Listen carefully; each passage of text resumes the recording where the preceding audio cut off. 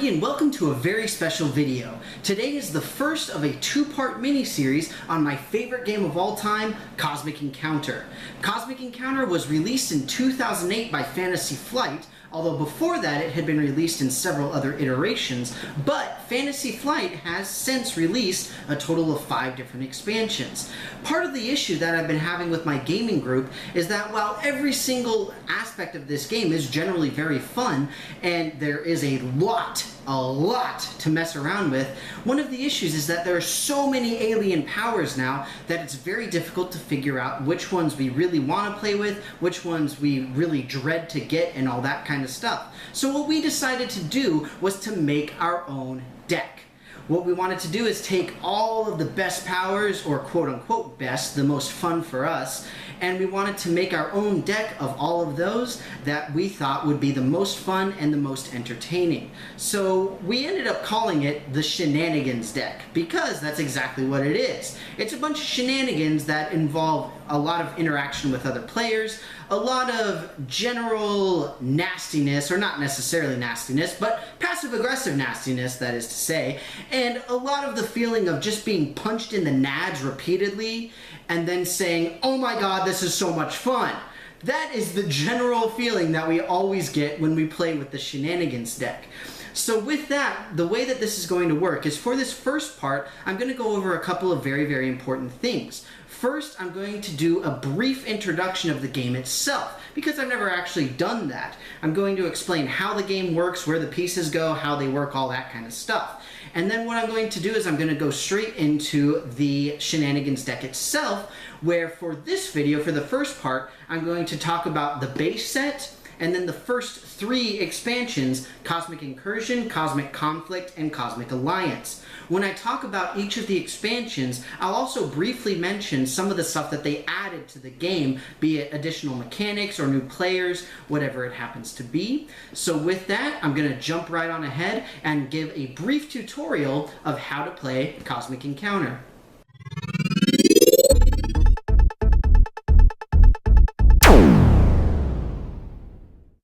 Here I have an example setup of 4-player Cosmic Encounter. Now, this isn't completely set up because one thing that I wanted to show you is how we pick the alien powers. I know I'm talking about the Shenanigans deck today, so what I've got here are what are called the flare cards. Flare cards are special cards that amplify, essentially, the capabilities of your power. Now, we've got it set up here. We've got we've got black, blue, orange, and red. And at the beginning of the game, after everything is set up, everybody gets 5 planets, 4 ships on each planet. Then we shuffle up the flare cards here, and then everybody gets 2 cards. From these 2 cards, everybody picks whichever particular alien power they want. So for example, with the red here, I'll give you a little spoiler, we've got Amoeba and Calculator as 2 of the ones. These are the Shenanigan flares, FYI. So I would pick whichever one that I want, and then both of these cards from every player, so after everybody gets their alien powers, we take all of the flare cards and we shuffle them into this. This is what's called the Cosmic deck. The Cosmic deck has all of the basic cards that you'll have throughout the game. And you notice that right now we've got 8. So the other thing that we need to do is take 2 more random flares and just stick them in for a total of 10. That's one of the things as well, is you need at least 10 because it keeps the game interesting. So we'll shuffle everything together, and then we distribute 8 cards to each player. After that, each player has the 8 cards, and that's their starting hand. So the essential goal of the game is to get what's called 5 foreign colonies. So you can see here on this central piece right here, I'll move this out of the way. On this central piece, this is the warp. This is where the ships go when they die. We've got these little things on the side here. Let me just zoom in there a little bit. There you go. Right, perfect. So you can see here it says 0, and you've got the counters for each of the individual colors. And then as you go around, you got 1, 2, 3, 4, and 5, representing 5 foreign colonies total. The foreign colonies are literally the ones that are outside of your home. So you see red is on all red planets, black is on black planets, etc., etc. Throughout the game, you're going to be attacking your fellow compatriots or your fellow aliens and taking over their worlds. When you do that, then you move up and you get foreign colonies. So what I'm going to do is I'm going to go ahead and distribute hands, and I'll play through a round or maybe two just so that you can see what happens. So I'm going to play as red because I always play as red. And you can see that there are several different types of cards. I got the 40, no way, that's awesome. So this is what's called an artifact card. Artifact cards have that blue border around them, and they do whatever it is they say. Plague is a really unpleasant one, at least to other players, and it's an important type of card, obviously. An encounter card, an attack card in this case, will have a number on it, whereas an encounter card that is a negotiate will be green with a giant N on it. That's essentially what you use to attack your fellow players. This really boils down to sort of playing war, like with a basic deck of cards. Whoever has the highest value wins. That's essentially all it is. And then this is another one of the flares. I'm not going to show you which one it is because that's for the second video. But the basic way it happens, let's say that I'm going first, right? So everybody has their hands, blah, blah, blah, right? The other thing is this, which I'll talk about in just a little bit. Right here is what we call the Destiny deck.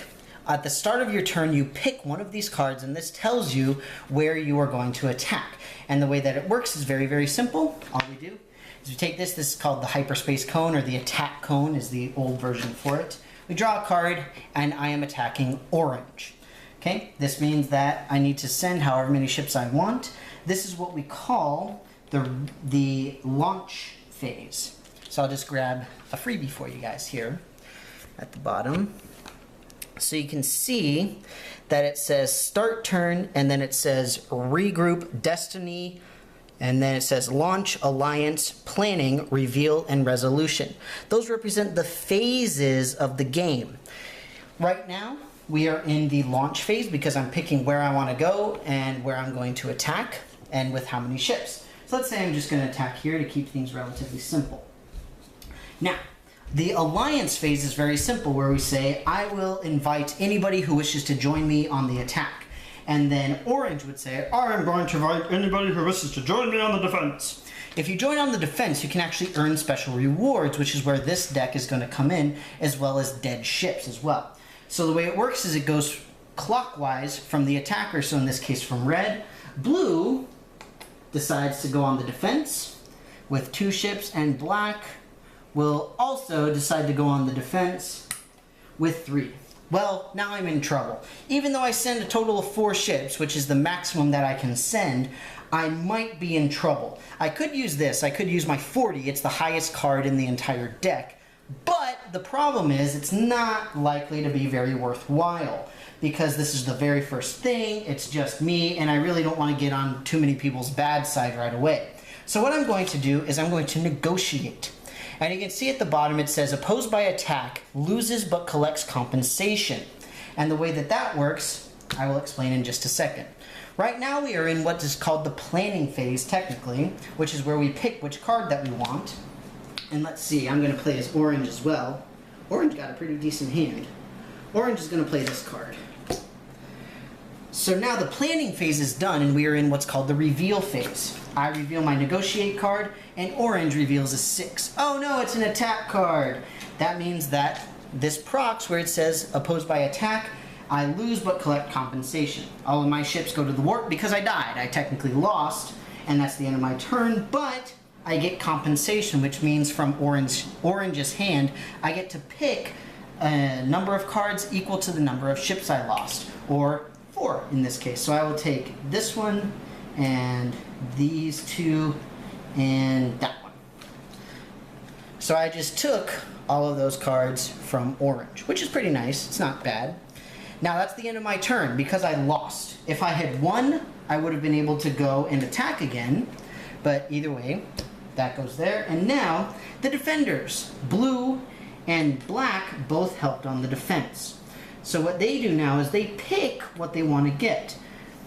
And they can either take ships from the warp equal to the number that they had, so if they had any ships that had died previously, they could have gotten them back, or they can collect cards. You can get cards from the Cosmic deck, which are your basic attack cards and reinforcements and all that kind of stuff, or you can take cards from this. This is the Reward deck. These are the special cards that generate a whole lot of wackiness and that I mentioned with this shenanigan part. So inside of this deck, you'll see a bunch of different types of cards. We've got kickers, we've got rifts, we've got additional artifacts that are a lot more powerful, special types of negotiations, and then we've got special types of attack cards that do different things at different times, negative attack cards as well, all sorts of craziness, right? Some of it's good, some of it's bad. It really depends on what you consider good and bad, okay? So that's what's in this particular deck. Now, the other card types that haven't been relevant yet would be something like, let's dig one out here. So we talked about flares. Let's talk about this. This is a reinforcement card. Reinforcements do pretty much exactly what they say. After the cards are revealed, if both of them are number cards, then this adds to the side's total. So let's play through another round so that we can see a little bit better what's going on. Red's turn is over because I lost, right? But blue sent 2 ships, so they will get 2 reward cards, and then black sent 3, so they will take 3. It doesn't really matter what you get from what deck or whatever you pick. Now it is orange's turn. Orange gets to go, they pick a card. Special! Have an encounter with the player who has the fewest ships in the warp. So you notice both blue and black have no ships in the warp. Red's the only one that does, and it breaks to the left. In other words, if it's a tie, it breaks to the person to the left, which means orange is going to be attacking blue. So this is just after the destiny phase, so this is the launch phase. Orange is going to send 3 ships, and let's collect blue stuff over here. See what we got. Got some decent stuff going on here. That's pretty awesome. Okay, very exciting, very exciting. So orange is going to attack that one, and orange will say, I invite anybody who wishes to join, and then blue will say the same thing, I invite anyone who wishes to join. Black is like, man, I really got to try to get some colonies here, so black will go on the attack, and red's like, oh man, this is terrible, I'm going to go on the defense with just 1, because I want to get a ship back. This is awful. Now we are in the planning phase. Now, first let me make a note. You notice I'm not playing with the alien powers. That's just to keep things relatively simple. So, blue is feeling pretty confident because orange just lost a bunch of cards because of that negotiation. So they're just going to play that one right there. And they think they should probably be okay. And then orange is going to play that card. So now, the reveal phase, flip. Blue played a 4 and orange played a 0. Now the way that this works is very, very simple. Because they're both attack cards, that means that what happens is the number of ships that each side had committed will also be added. Here, let me move the camera over here.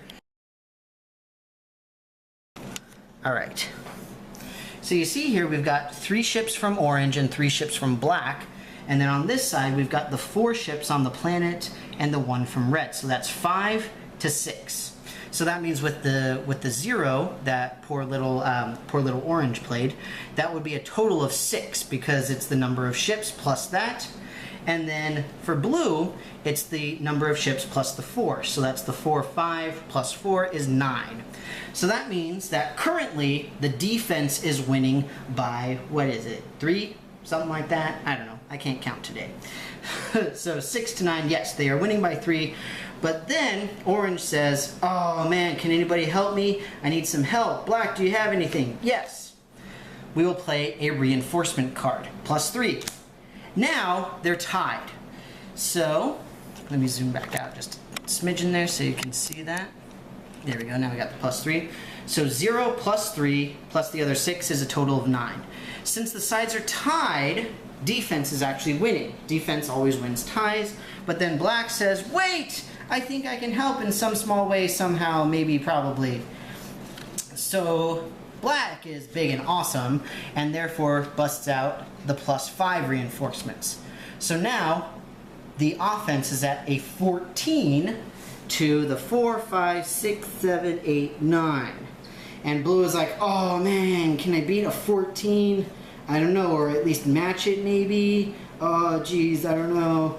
I can't do anything there. Let's see, can red do anything? Red, do you have anything? No, sorry man, I can't really help you very much. I don't have enough to really help.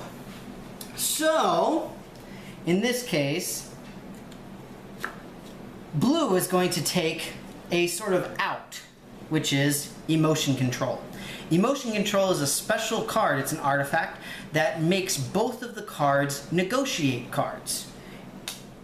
Now, if two negotiate cards are played at the same time, that means that the players try to make a deal.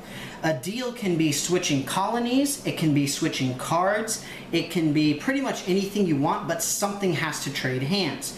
If the players cannot agree to a deal, then that means they both lose 3 ships to the war. Very, very unpleasant. So now, the allies will go home, because it's a deal, or trying to be a deal rather. And we'll go ahead and discard all these because we know that the deal is going to be made or try to be made. And they say, well, how about the most common deal, which is just a planet for a planet? Oh, that sounds pretty good. So blue will take 1 ship or maybe more ships, put it on a planet of oranges, and orange will do the same thing and just stick it right there. And now the blue and orange counters move up to 1. So those are 2 just really simple, really basic encounters for Cosmic Encounter. That's how the game is played, that's how the flow moves, all of that kind of stuff. Now, everything ends up being very important. Whether it's the types of cards that you have, the value of the card that you're playing, looking at the actual numbers, you notice how many cards your opponent has. If they've only got 1 or 2, then you're probably more likely that you're going to win. All of that kind of stuff. There's a great deal of strategy in this. There's a lot going on, but the alien powers add even more. So, with that really brief little introduction for you, just going over some of the basic rules, or at least most of them, I'm going to go ahead and dive right in to the awesomeness of the Shenanigans deck, starting off with the base set of Fantasy Flight. One brief thing that I forgot to mention that I'm going to be talking about during the Shenanigans is what the hazard warning is. So if you look in the corner there, just around that dot, you see how there's some like funky, almost glyph looking stuff? That is the hazard warning.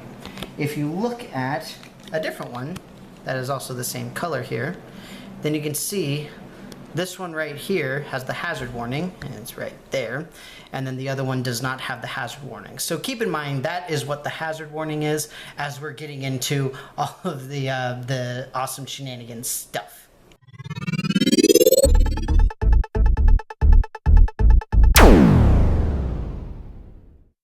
The base set for Cosmic Encounter not only contains everything that you need to start playing it, obviously, but it actually has a decent number of fairly shenanigan-y powers that you can utilize, or at least that we utilize for this particular deck.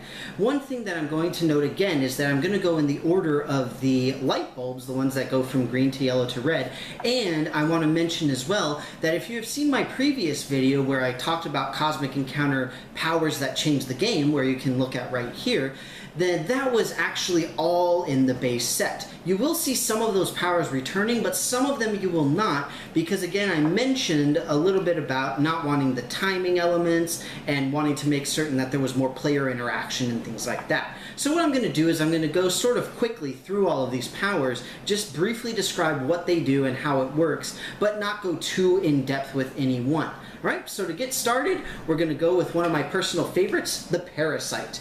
The Parasite is very, very unique because even if you're not invited to ally with somebody, then you can go and join them anyway. Makes for a lot of fun, and it can make people sort of throw fights just to make certain that you don't win. Next up, the Sorcerer. The Sorcerer is pretty cool because after the encounter cards are selected and put face down on the table, the Sorcerer's power is to swap the two. So very shenanigans, right? Because you don't know what your opponent's going to play, but at the same time they don't know what you're going to play. Maybe you both play negotiates and it makes no difference, but maybe they forget that you're the Sorcerer or something like that. Who knows? Who cares? Shenanigans. The sorcerer, great choice, even though it's a green. Next on our green list is the zombie. Granted, this isn't ridiculously shenanigan-y, but at the same time, the zombie is able to make deals that release ships from the warp. That is one of the biggest differences between this power and many others in the game, is it has a very specific deal-based ability, which is very important and can potentially become very shenanigan-y because there's actually no limit to the number of ships they're allowed to release for you. Next on our green list is my personal favorite, the loser. The loser is a wondrous power that can essentially say the lowest total now wins. Typically, obviously, the highest total wins, but the loser can call an upset, which means that the lowest total wins. Now, the biggest issue with the loser is if they get their flare card. The flare card from the loser means that you're in big trouble because after the cards are picked, they can then say it is now an upset. Very unpleasant. Next up on our green list is one of the old favorites, and actually this one in and of itself is not wonderful. The power itself is the Filch, and the idea is that they can actually take the encounter card of their opponent after it's done. Not ridiculously great, it might make you play lower cards or whatever, but the biggest issue for the Filch is the flare card. The wild aspect of the Filch's flare card lets you actively steal cards and ships out of the warp, which makes for some hilarious gameplay. The problem is if you get caught, then you have to expose the flare, you lose a ship, but everything gets moved close to you so that it's easier to steal. Very hilarious, lots and lots of fun. Next up in the yellow category now is the Shadow. The Shadow is just generally a giant D-bag. The idea is that they actually execute little ships. And essentially what happens is whenever your color comes up in the destiny, they can pick any one ship from anywhere around the solar system, I guess you could say, or the galaxy, whatever, and they can send it to the warp. So this is the one where you always want to have at least 2, if not more ships on a single base. The only reason that you might want to have more than 2 on a single base is for this guy, Hate. Arguably the worst power in the entirety of the base deck.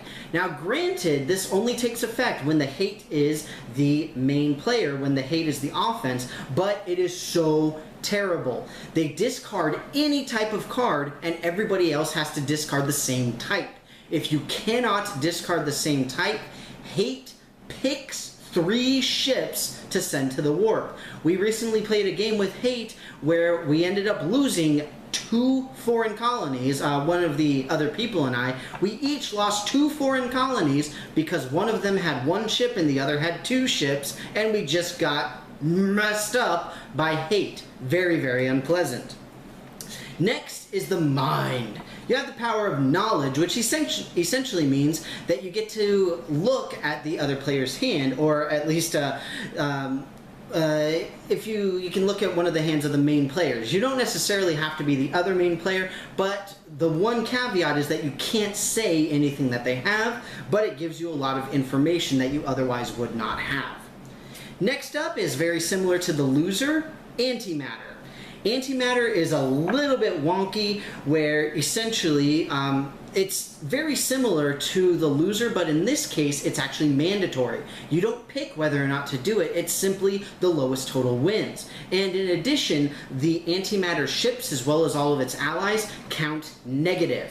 So this is actually where the first expansion really comes into play with the reward deck, but I'll talk about that in just a little bit. Next up is the Calculator.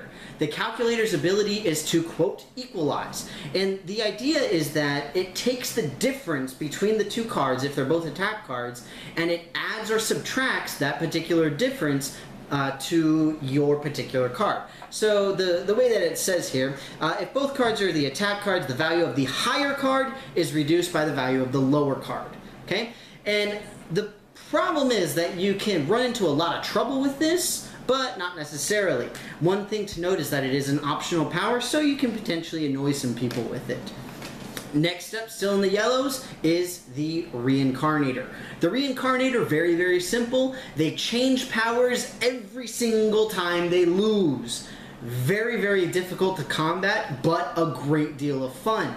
The biggest issue with this is that you might be scared of some specific power, but literally once they lose just once, no matter how they lose, it's done, and it doesn't really matter that much anymore. But if you're playing with the Shenanigans deck, it can be a lot worse.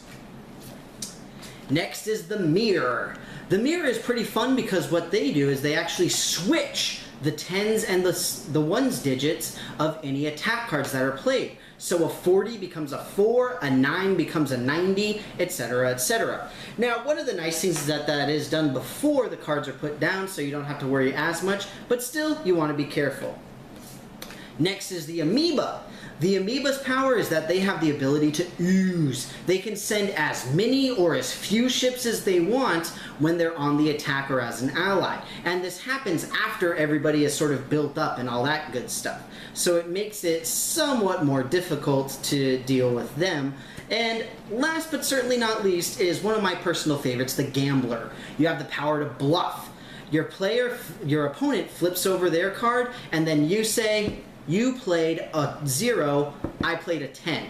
If they believe you, then you play it as is. If they don't believe you and you were lying, you lose ships. And if they don't believe you and you are telling the truth, they lose additional ships. Very, very nasty, but very fun to play, the Gambler. So with that, we're going to move right on into Cosmic Incursion.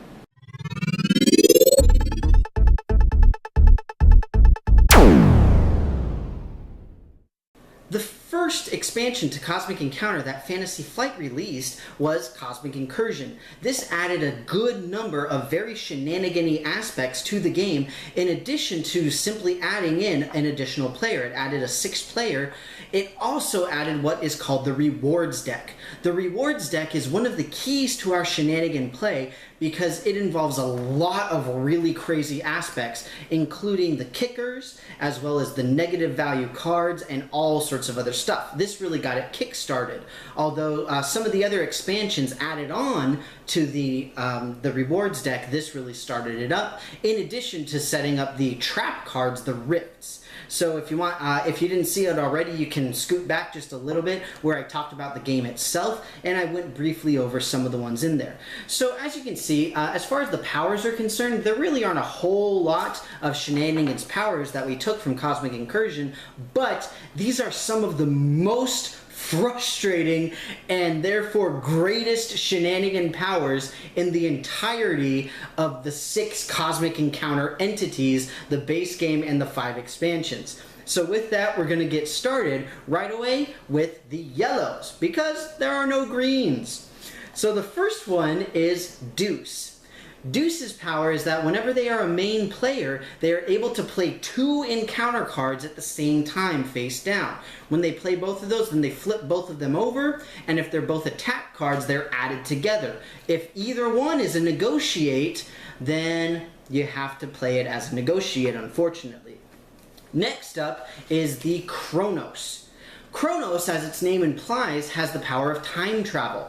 Essentially what they do is they can replay the entirety of an encounter. What you do is you force your opponent to set aside whatever encounter card they played, and then you take yours back. You can replay yours, or you can play a different one. It makes for some great shenanigan-y aspects, especially if your opponent only has 1 card left. If they only have the 1 encounter card, they have to show you their hand, and then you know that's all that they've got. So do you want to beat it, or is it impossible for you to beat it? Very, very powerful, very fun to play. Next is definitely one of my most favorite ones to play, one of my favorite powers of all time, and that is the Sniveler. The Sniveler does exactly what it sounds like. The Sniveler whines about stuff. You can whine about how many ships that you have in the warp. You can whine about how few colonies you can have. You can whine about not having specific cards or ranges of attack cards, whatever it has to be. And people either have to let you match where they are, or they essentially have to sink down to your level. It's hilarious and so much fun.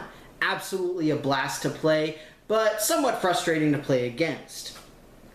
Speaking of frustrating to play against, we have the Seeker.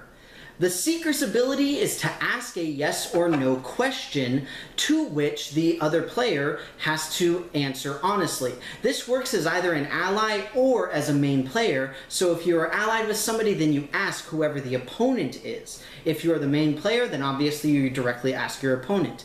This can range anywhere from a basic question of, are you going to play a negotiate card?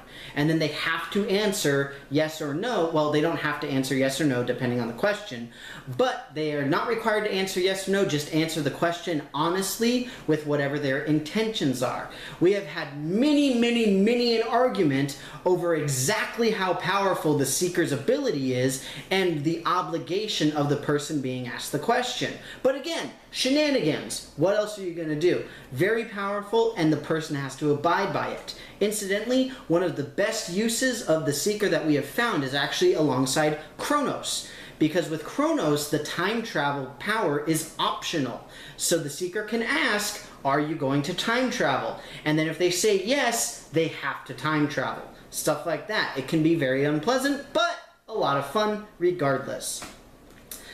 Next up, my least favorite power in the entirety of this expansion, because I never get it. The Magician. The Magician is a horrible power to play against, because you have very little control of what you do. What you need to do is when you place down the cards, the encounter cards, when you're going against the Magician, is you have to place down 2. After you place down your 2, the Magician takes one at random, and then they look at that card, and then they pick what they get to play. It is so frustrating, because you never know which one the Magician is going to pick, because by definition, it's random. We have tried messing around with something like with the Seeker, saying, are you going to take the left card? Are you going to take the right card? And then you have the person at the table who's like, I did take the right card, it was just the right that I see as the right, not the right you see as the right. But that's neither here nor there. Either way, I think that the way that it has to be done is you cannot introduce a non-random element to something designed as being random, but either way, the Magician by far one of the most frustrating and therefore one of the best shenanigans powers out there. Last but certainly not least for Cosmic Incursion is one of the powers that really shines the more players that you have, and that is the Plant. The Plant is able to essentially graft onto other people, and the way that it works is that you are allowed to take the power of a player. In this case, you can graft any one player in whose home system you have at least one colony. So as long as you're sort of spreading out a little bit, then you'll be able to take more and more powers, which can make this a very devastating card to have to go against, especially if you're dealing with somebody like the Magician, the Loser, and, you know, the Antimatter, and pretty much anybody else, because again, shenanigans. Very exciting. Pretty tough to handle though, especially again if you have too few players. So that's it for Cosmic Incursion. We're going to move right along into the next expansion, which is Cosmic Conflict.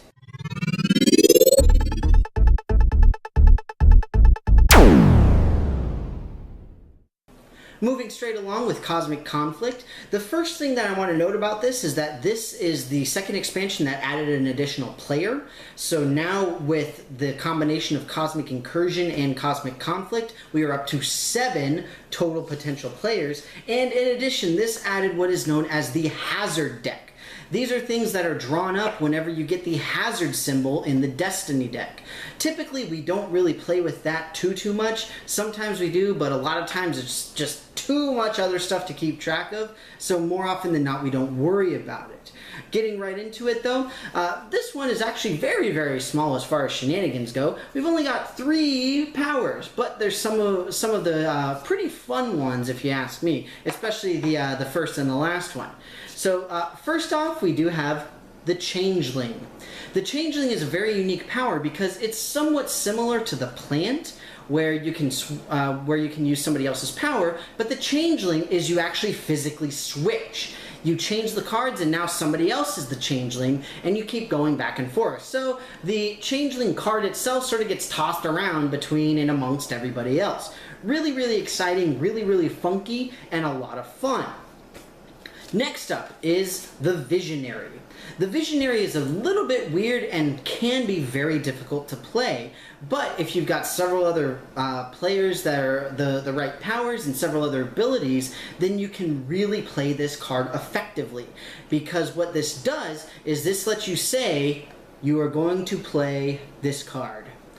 And if your opponent has that specific card, they have to play it. So if you say, you will play a Negotiate, they have to play a Negotiate card. That's just the way it is, that's the rule of it. So this actually ends up being a relatively decent counter for somebody like the Magician, because you're putting down 2 cards. So then you know at least one card that they have, because you can see which cards that you're putting down, you put them both down, and then you know that they're going to be playing something, and they might be playing yours, who knows? It would be very worthwhile if you happen to have 2 Negotiates, put both of them down and say, you'll play a Negotiate, because then they will have one. So either way, the Visionary, pretty fun, decent counter to a couple of other powers. Last, for Cosmic Conflict, is also my personal favorite one from this particular expansion, which is the Lunatic. The Lunatic is an incredibly fun power where the little tagline is literally, you have the power of insanity.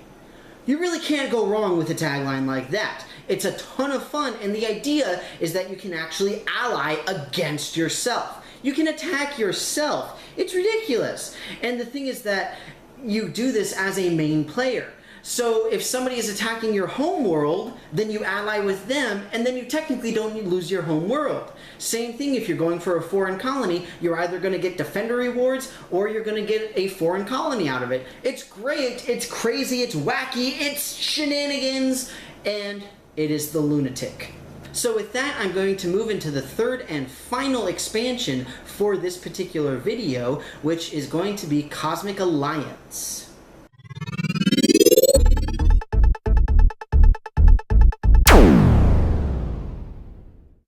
Cosmic Alliance is the third expansion that added an additional player, which brings the total up to 8 now. So that's where we get all of the rest of it and some really, really exciting stuff. In addition, it also added another batch of cards that is specifically for having 6 or more people, so that you can avoid running out of cards so much, and it adds more of some of the rarer cards like the Morph and Mobius tubes and things like that, some of the ones that are really, really important. So very, very exciting, a really cool thing, and the idea behind the Alliance is that this actually also adds team rules as well. But that's not really here nor there. Let's get into the shenanigans of it. So similarly to Cosmic Conflict, the last one, we don't have too many powers here, but again they are all reds and yellows because that's where all the shenanigans be. So first off, we have probably one of my personal favorites in this, which is the Skeptic. The Skeptic, very simply, has the power to doubt, as it says, and the idea is that when you are either an ally or a main player, you can talk to whoever the opposing player is and say, I doubt you'll win. If they agree with you, then you win, or your side wins rather, and you get whatever it is that you were going to win, and then everybody else goes home and they go to the war. If, however, they so-called double doubt you, that is to say they believe that you're lying and that they're going to win, then you double whatever the number of ships was that they would have lost.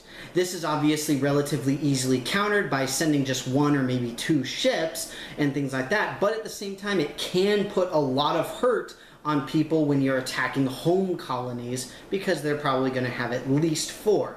Can be very, very, very unpleasant, right? Lots of fun though, because unpleasant is fun. Next is the last of the yellows, and I would say probably my favorite one from this particular expansion, the Butler. I know it sounds kind of weird, right? But the Butler is so much fun.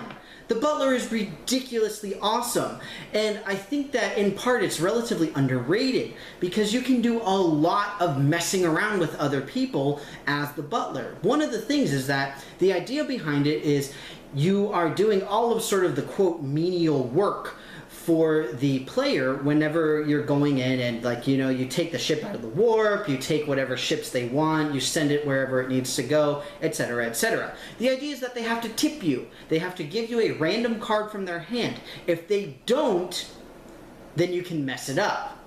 You can mess it up in some small way. If they say, I want to send 4 ships, for example, and they don't tip you, then you can take 4 ships from a foreign colony and make them lose a foreign colony. If they happen to have 2 and 2 on 2 different colonies, take 2 and 2, and now they have lost 2 foreign colonies. Same thing when you're aiming the hyperspace cone, then they will say, I want to attack that planet, and then you're like, well, you didn't tip me. So that means you're going to attack this planet where you already have a colony. If you already have a colony there, then you will not gain anything by winning, and thus the Butler is surprisingly powerful and a great deal of fun to play. Lots and lots of fun, and you play it as any player, as long as you are not the offense. It's great. Next up, starting off the Reds, is Poison. Poison is a very, very unpleasant power to have to deal with that actually involves the hazard symbols. The hazard symbols in this case will cause any foreign colonies in Poison's home system to lose 1 ship. Similarly to Shadow, where if your specific color comes up, they can execute 1 of your ships. If you have Poison and Shadow in the same game, get ready for a lot of hurt and to really stack up those foreign colonies. Very, very unpleasant and very difficult to deal with. In addition, if both sides, if Poison is a main player and both sides play attack cards, and I think it's within 2, yes. If both are within 2, just the card values themselves, then Poison wins, no matter what. So the example they give on the card is if the 2 cards are 4 and 6, then regardless of which one Poison played, they win. And the super actually takes that up to, I think it's 4 or 5, if I'm not mistaken. Very, very unpleasant, very, very dangerous. Next up is just a card or an alien power that's generally just more fun than anything else and gambling, and that's the Bandit. So Bandit and Gambler are somewhat similar to each other in that they're always taking chances, obviously, but the way that the Bandit works is that you do what's called a spin. The idea is that you take 3 cards off the top of the cosmic deck, flip them over, and see what they are. If they're all different cards, so if you've got an encounter card, if you've got an artifact, if you've got the flare card, then they're all different cards, and you have to discard all of them, and you have to lose a card from your hand. If 2 of them are the same, so if you've got 2 artifact cards and an encounter card, then you can pick any of the 3 to keep. If all 3 are the same, then you keep all 3. A bit risky, but again, a lot of fun, and you can get some very, very powerful cards with it.